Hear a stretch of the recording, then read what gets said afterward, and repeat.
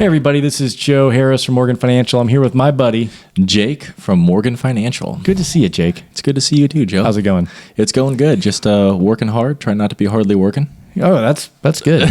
What are we talking about today, Jake? So today, I think this topic's going to be awesome. We're talking about debt-to-income ratios. Okay. Any specific types? Yeah, so obviously we're the number one VA lender in Brvd, and so we're going to be talking about VA loan specific. Okay, so we're talking about VA loans and how the debt-to-income ratios impact VA loans. Yes, and there is a lot to this, and so I actually have a couple of questions. Okay. And if you don't mind, I'd like to just kind of fire them off. Let's do it. Come on, Joe. So obviously there are, with the VA loans, so many different things. Debt-to-income ratio can be something that's a little confusing to people. So I want to start by, just answering the question, what is a debt-to-income ratio? Okay, a debt-to-income ratio is something that a lender looks at when they're qualifying the borrower, okay? So the debt-to-income takes a look at all your existing monthly debt obligations, things like existing mortgage payments. It could be your minimum credit card payment, auto loans. It could be something like a motorcycle, an RV, anything that would show up on a credit report, and a couple things that wouldn't. And they're going to look at that versus your gross monthly income. So let's say you had, $1,000 of outstanding monthly debt obligations, and your gross monthly income is $3,000. Well, your debt to income ratio would be about 33.33%. Yeah. So, does that make sense? Yeah, it does. It does. Yeah. So, obviously with that debt to income ratio, it is a lot, obviously, and, it's something that's taken very, very seriously. And so why is it such an important thing? Why does it even matter in the first place? Well, the debt to income ratio looks at one's ability to make the existing payments back, pay the existing loans back that they have, but their ability to take on new monthly debt obligations. So the lender's going to look at the total picture and say, well, yeah, the housing payment might be fine. The housing payment versus their income is fine. Yeah. But what about all of their monthly debt obligations? Are they going to still be able to make the housing payment or their other obligations, with this house purchase or a refinance? Yeah, for sure. And so with that being said, what would be, if it were a percentage, what would be the ideal debt to income ratio, for a VA, borrower? What would that look like? So the VA they do look at debt to income ratio. So they look at 41% debt to income ratio is what the VA looks at. But that doesn't mean it's capped out or that's not necessarily the max. So they do look at that 41%. They like the borrowers to be under 41%. They can exceed that 41% if there is compensating factors. Yeah. Okay. A compensating factor might be time on job, or it might be months of reserves, how much cash or cash equivalent you have in banks or savings accounts and things like that. And there's a bunch of other compensating factors.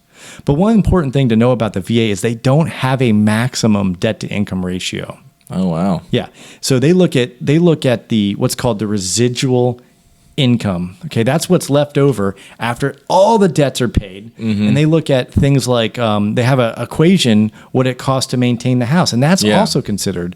So it's a very holistic approach to underwriting where they're not just looking at the debt to income by itself. Yeah. They're saying you can exceed that 41% if you exceed, the minimum, what we think you need, and what's called the residual or leftover, the money you have left over after you pay all your debts. Yeah, that is an interesting way to look at it. Now, I've seen VA loans get approved at some very high debt to income ratios, but they have a lot of compensating factors, and they probably made a lot to begin with to have a lot left over at that high debt to income. Yeah. And quite frankly, it's reckless and unprofessional to want to approve a borrower. If you're at a 60 or a 70% debt to income ratio, you got to remember, we look at debt to income before taxes are taken out. Yeah, that's true. A 70% debt to income is really like 100% when you figure that they're going to pay 20 to 30% of their income in taxes. Yeah. So people out there approving people at those high debt to income ratios, that's dangerous. Yeah, definitely. Yeah, that's definitely interesting. And so, obviously, if you are someone, let's say, trying to get a mortgage and, you have a debt to income ratio, but it might not be the best, what are some ways that somebody could maybe make improvements towards their DTI and be able to maybe get it on track? Well, that's just it. I mean, yeah, we can approve people at high debt to incomes, but we also want to help them reduce their monthly outlay of cash, right? So a couple of things is obviously paying off that debt, right? Have a plan to pay off some of that credit card debt, or if it's a student loan or a car car, auto financing, RVs, trucks, all these things, or look at a way to structure the debt. And there's a couple little known facts about VAs that a lot of people don't take advantage of. And right now in this seller's market, one really cool feature of a VA loan is that the VA will allow the seller to pay existing monthly debt obligations up to a certain amount, 4%. It's considered a sales concession. Yeah. But they can pay up to 4% of the loan amount in let's say credit card debt to help the veteran get approved for the loan. Yeah. So right now it is becoming a bit more balanced towards the buyer. And so we're seeing more seller concessions or sales concessions on loans. So they can use some of that money to help them pay off some of their debt in order to qualify for the VA loan. Yeah, and obviously just looking at it from a consumer perspective, so they don't necessarily have that debt paid off at that point, but because there's a promise to pay it off when the loan's completed, it will, it won't be counted towards them in their debt to income. Right. Say you have a $2,000 credit card payment and a credit card debt, and the minimum payments, let's just say it's a couple $100. Yeah. And that couple $100 makes the difference of you qualifying or not. Everything else looks great. Yeah. The seller can pay that $2,000 debt off at closing. So it has to be paid at closing, with the distributions of the funds at closing.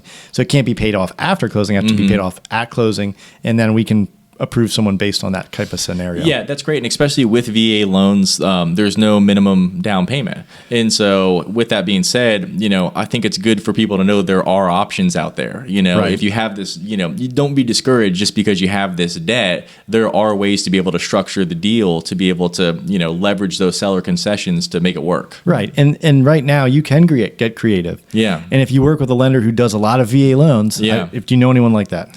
I think I might.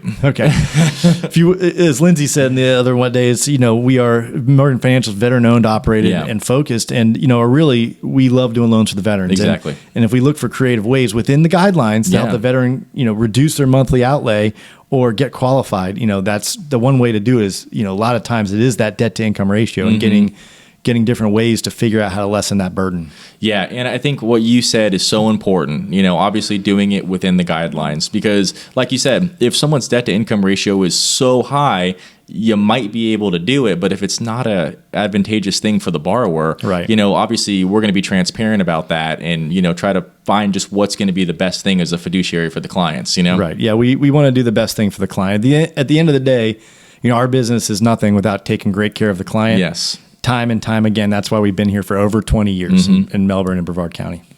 So come on. Well, good. Well, look, man, if there's nothing else, any other questions on that topic? I think that you pretty much hit the nail on the head, Joe. Crushed it as usual.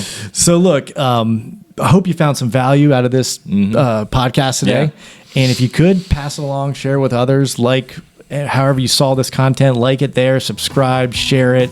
If you want more information, contact us anytime. We'd love to hear from you. Thanks for tuning in today.